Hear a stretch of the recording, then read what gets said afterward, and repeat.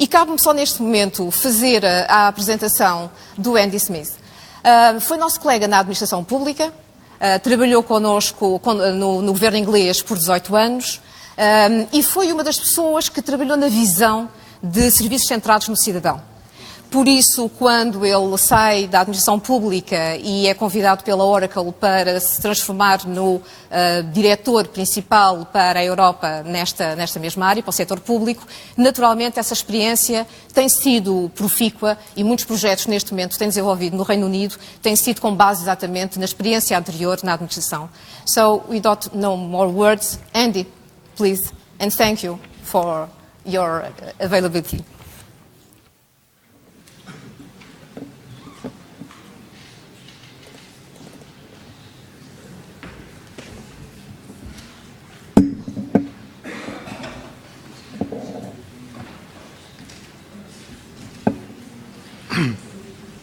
Well, good afternoon, everybody.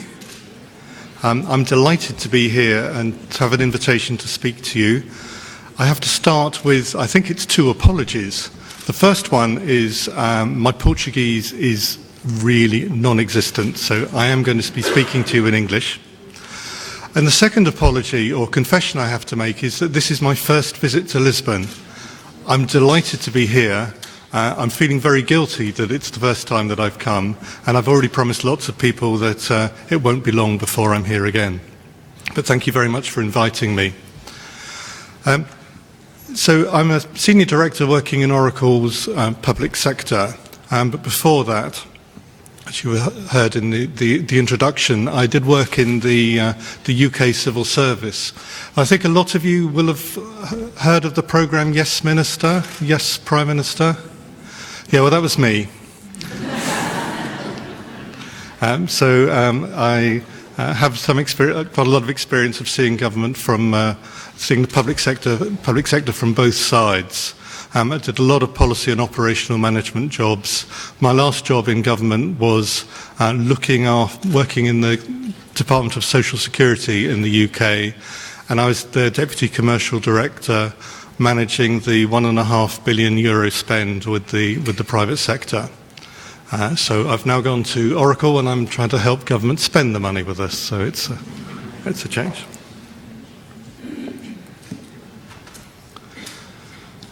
So what I want to talk about today is look a bit at the issues and the challenges that I see governments facing.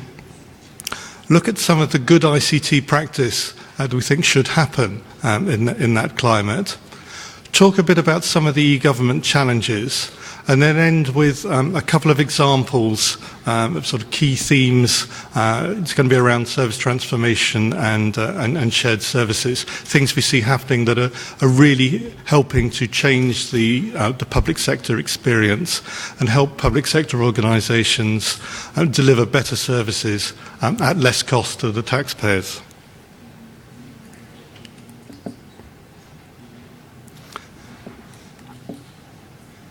So I'm not going to run through this slide in any detail because it's actually quite comforting. The earlier presentation sort of had quite a similar list up. What I think is interesting about this slide is that although public sector, as you go from country to country, the way that public sectors are organised, governments are structured differs, and the way it's very important to take account of that and the differences between countries. A lot of the challenges are the same. So, I talk to lots of people in lots of different countries as part of my job, in the UK, in Western Europe, in Eastern Europe, and also in Africa.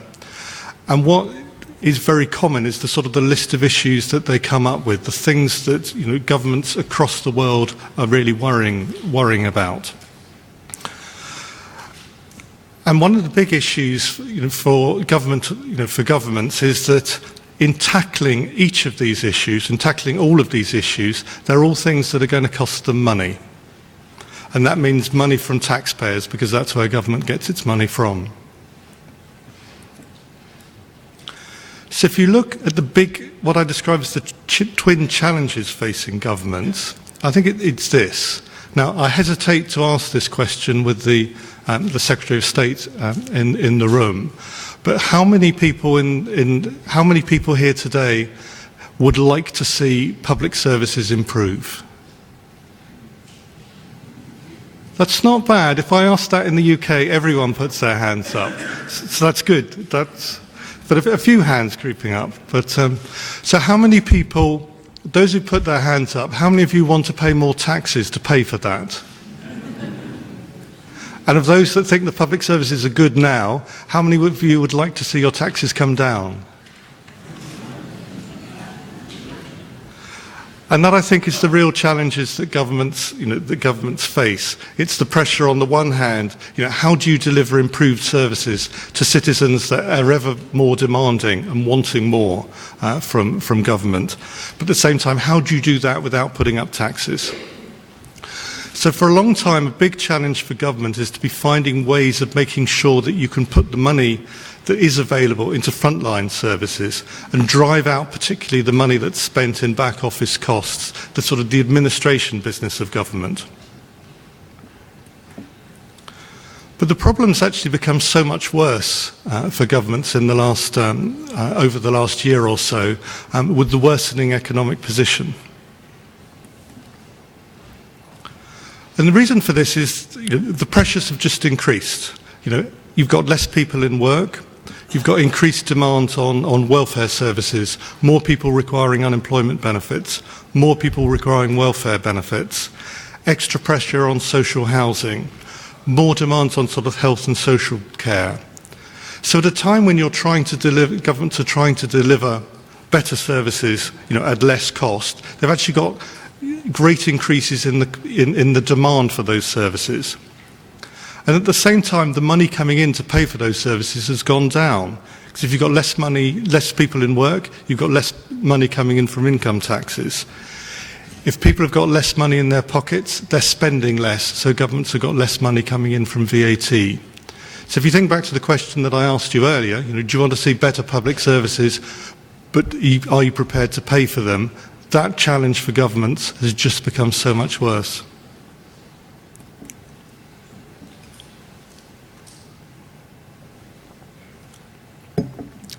As I said, that was very much done on an oracle perspective, if you like, or a personal perspective from talking to people in lots of different countries.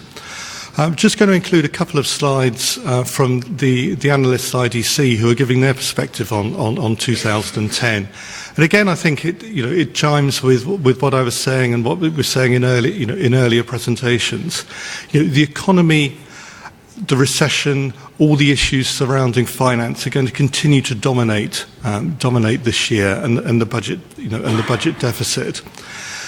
And when you look at the recovering economy, it is seen as very fragile, and there is a particular need, I think, for governments to continue investing and spending money, particularly around public services, because if this part of the economy doesn't remain sound, huge challenges for the rest.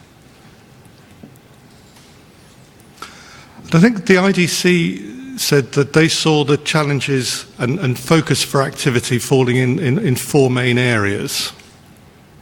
First of these was obviously paying off the public debt, so huge pressure not to increase the debt. How do we make sure that we pay, governments deliver services in the most cost-efficient way?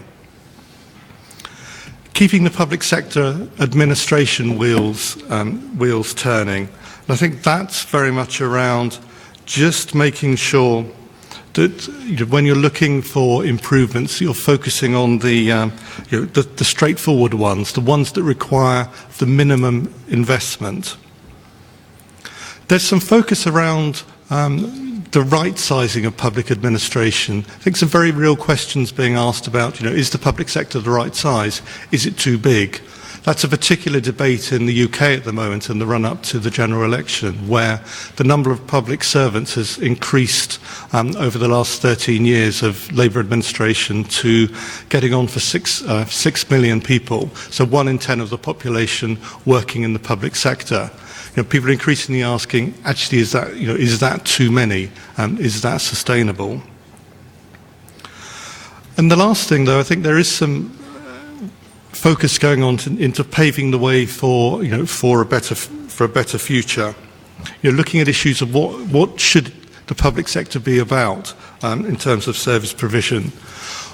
Are there some more radical ways that we can go about delivering services? Are there some different technologies that we should be embracing? Are there more things we should be doing with things like sort of shared services? Cloud computing, again, something that lots of people are talking about. And it's sort of an issue that's getting increasing focus. And I think this is all sort of four elements coming together underneath that overall business climate of huge financial pressures, potentially financial gloom. So in this not easy period, we really see governments, I think, increasingly focusing on a lot of the basic things. It's re-establishing trust with citizens. It's making sure that they're making sound and relevant financial decisions. And looking to further increase the transparency and efficiency. Very important given the number of you that put your hands up about not wanting to pay more taxes, because it's very important that governments are able to show how the money that they're spending is being spent. And underneath those business agendas, there is an opportunity, and it is important for public sector organisations to look to use the modern technology that's available.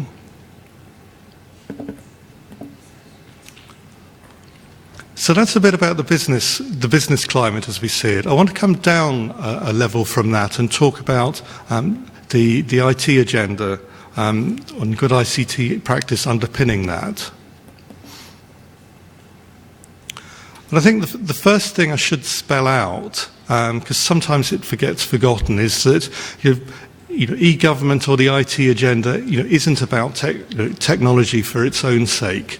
Every so often you see governments investing in things probably for the sake of technology. Certainly in the UK, in the early years of the current Labour government, there was a fad to do things because they were new, because they were different. And a lot of the early e-government initiatives were just about, we should be doing something new and different for the 21st century, almost technology for its own sake. And that's something that I would say countries can never afford to do, but in the current financial climate you can certainly not afford to do. So it's very important that when governments and public sector organisations are making decisions around the IT strategies and the future direction, that are actually doing it in a way that it will underpin the key policy objectives. And again, going back to the questions I asked you and the comments I made earlier, there is a pressure to keep down taxes, there is a pressure to improve public services, and there's a pressure to safeguard citizens. So it's looking at how can you use IT? What's the role that IT can play in that? So on the driving out cost side, it's things around shared services that I'll return to. In improving public services, it's making more services available online. It's making it easier for people to interact with government. And again, I'll talk about that with an example a bit later.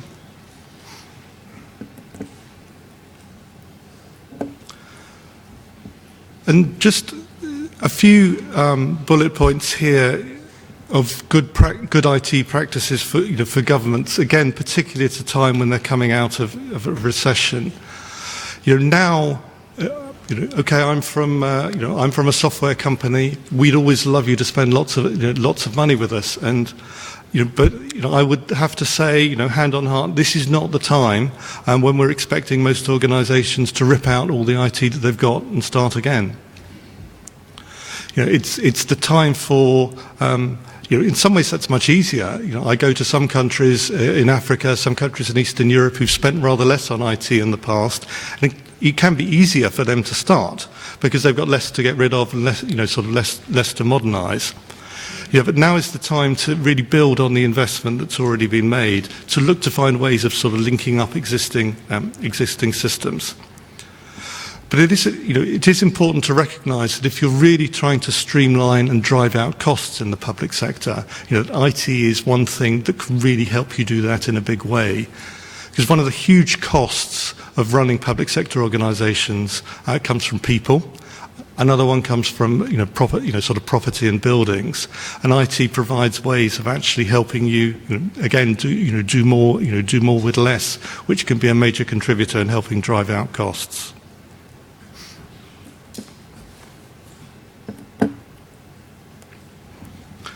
So, in terms of coming up with an IT strategy, again, the key point I would make there is that IT and e-government have to be seen as the sort of the core business. They're not an add-on. They're not an extra. They're not something that you do as a separate nice to have. If this is the business of government here, the IT, the e-government has to directly underpin that.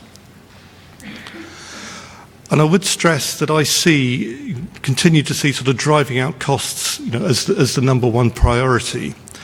And whilst other areas are important, maintaining services, improving services to citizens, performance management, initiatives like the EU Services Directive, really, unless government organisations can find a way of implementing those in a way that helps them drive out cost,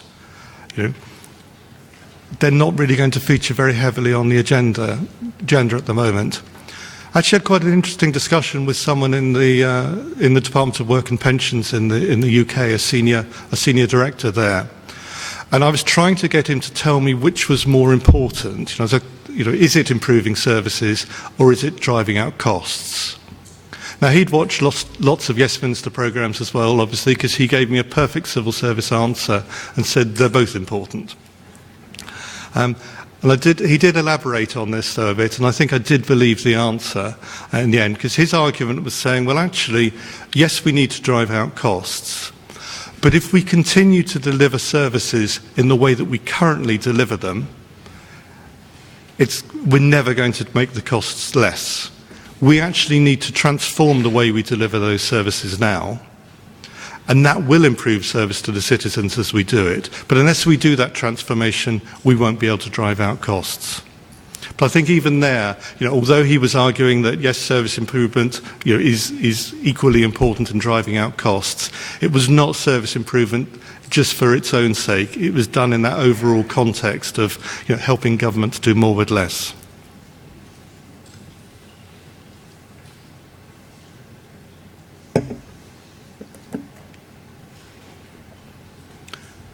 So I want to look now at sort of some of the e-government challenges.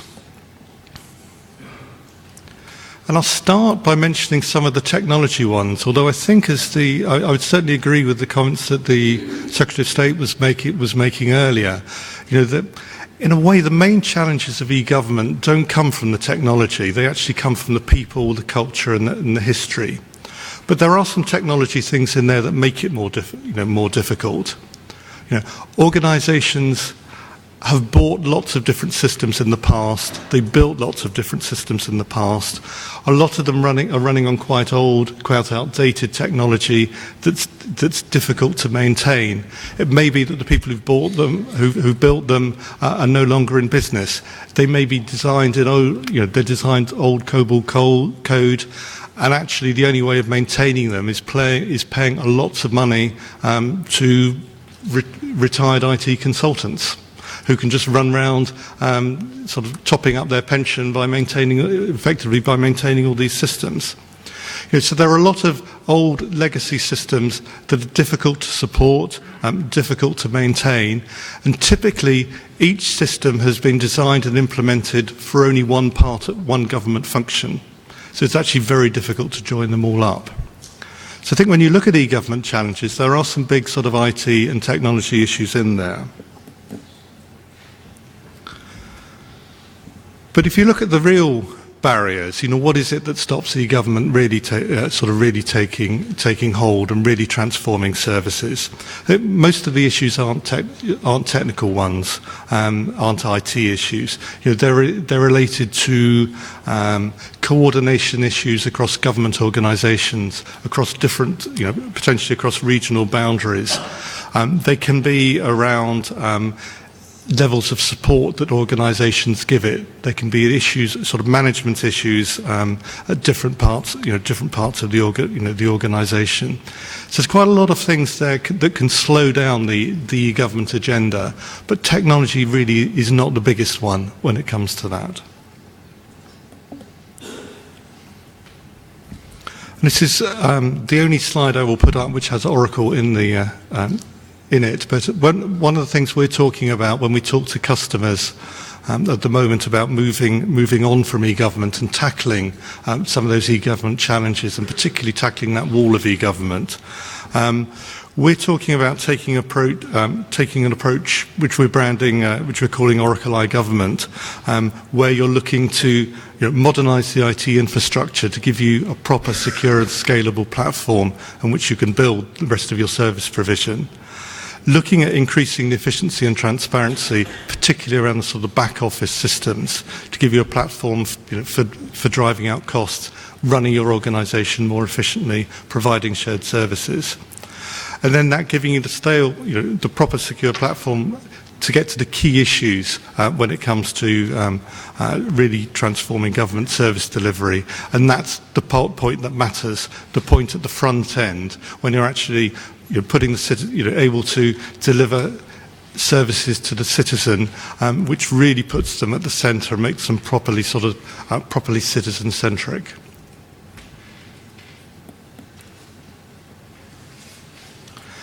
And what I want to do now to finish with is just talking about a couple of examples of ways we see organisations looking to transform services, again in a way that's about improving services and driving out costs.